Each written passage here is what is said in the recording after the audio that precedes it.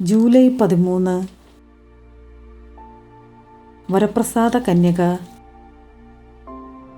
1653 July 13 ഇറ്റലിയിലെ ഗാരസിയോ വാൾസോർദയിൽ ബധിരയും മൂകയുമായിരുന്ന Mary എന്ന അനാഥ ബാലിക മാതാവിൻ്റെ ചിത്രത്തിൽ പൂക്കൾ അർപ്പിച്ചു കൊണ്ടിരുന്നപ്പോൾ, എനിക്ക് നിന്റെ വസ്ത്രങ്ങളിൽ നിന്ന് ഏറ്റവും മനോഹരമായവ എടുത്തുകൊണ്ടുവരിക എന്ന അശരീരി കേട്ടു.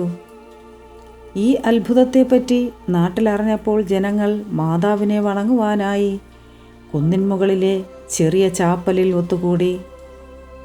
9 വർഷങ്ങൾക്ക് ശേഷം മാതാവിൻ്റെ കിരീടധാരണം നിർവഹിക്കപ്പെട്ടു.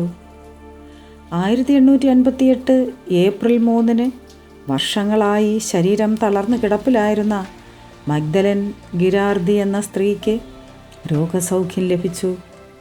1630-ലും 1835-ലും മാതാവിൻ്റെ ശക്തമായ മാധ്യസ്ഥത്തെ തുടർന്ന് ദേശത്ത് വന്ന കോളറ എന്ന വ്യാധിക്ക് ശമനമുണ്ടായി. Ave Maria.